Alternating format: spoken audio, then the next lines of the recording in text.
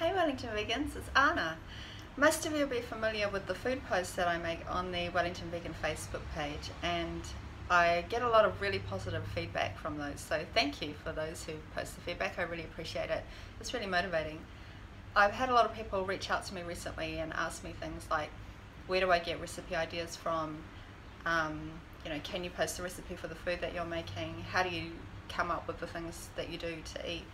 And it's too much for me to respond to those in the comments, so I thought I'd do something a little bit different today. And rather than posting a photograph of the food I'd made, I thought I would film the food that I've made and talk about how I like to serve it. I'm not going to show you how I make it. That might be another video if people are interested, so let me know. But it is a meal prep day today because I've got a week of work coming up, and so we're going to be eating pretty much the same things over and over again, and most of the things that I'm making today are things that can be served in more than one way, which helps to keep it interesting. So I'm just going to show you what I made and then talk through the different ways that I like to serve it, and hopefully you find that useful. This is a lentil curry. It's black beluga lentils, yellow split peas, vegetables, spices, and it's made with coconut cream, so it's a cream based curry rather than a spicy one.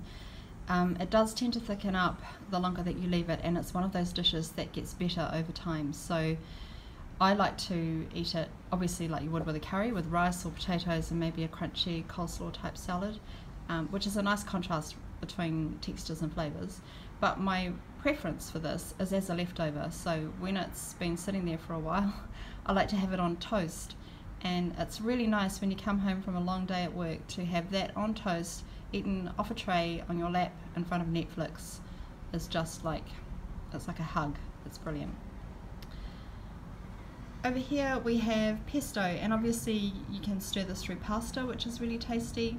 The other way that I like to eat it is spread on bruschetta, so toasted bread, this spread on top, and then topped with chopped avocado, red onion, and really sweet, summery, firm chopped tomatoes. Sprinkle that with salt and pepper and a drizzle of olive oil, and leave it to sit for a while so the olive oil has a chance to bring all those flavours together. It's a lovely little brunch, and it's really tasty, and one of those dishes where everyone sits around the table eyeing the last piece because everybody wants it.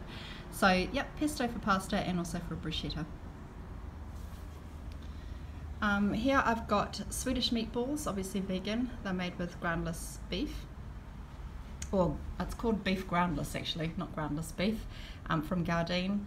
And it's in a creamy sauce, which is made with a cashew-based cream sauce mixed with molasses, which is a really nice sweetness. These are great with mashed potatoes and beans. I like to eat them that way, but they're also really good as a meatball sub. So in a sandwich with your choice of greens and something wet like chutney or tomato pasta sauce or relish or something like that, that makes it nice and unctuous, and those are delicious. And over here I have roasted vegetables. Now this is what I do with vegetables that I found in the fridge that are past their best. So this has got zucchini, mushroom, capsicum and red onion in it, I think. You sprinkle it with spices and salt and pepper, toss it in olive oil and roast it in the oven, and really good standby to have in the fridge. I like to eat it on a bed of spinach with a good dollop of either hummus or tahini, and that makes a really nice salad. You can have it hot, but I prefer it cold, especially in the summer. The other way that I eat it is as a filler in sandwiches or pita pockets or wraps. It's a nice substantial vegetable filler for those sorts of things. And then finally over here, because you always need a sweet treat, I have chocolate chip oatmeal cookies. I don't have an alternative way of serving this because I don't find it challenging to get interested in eating cookies. The only way that I eat them is to put them in my mouth. It's always good, I find, to have something on hand, because otherwise I'm going to go out and I'm going to buy a tub of ice cream and I'll probably eat all of it. So that's vegan ice cream. So having something on standby is really good when I want a sweet treat. So all of these meals are designed to be adaptable so that you can eat most of them more than one way.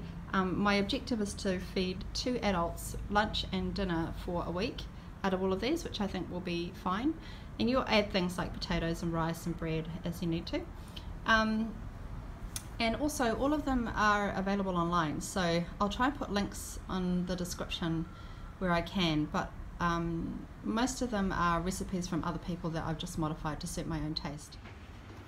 Well, I hope you found that useful, and maybe there's some ideas in there for you, or you know, it inspires you to try some things out for yourself. I'm really interested to know if you find this format useful. Please let me know, and if there's anything you'd like to see, then also let me know that, and I'll do my best to accommodate.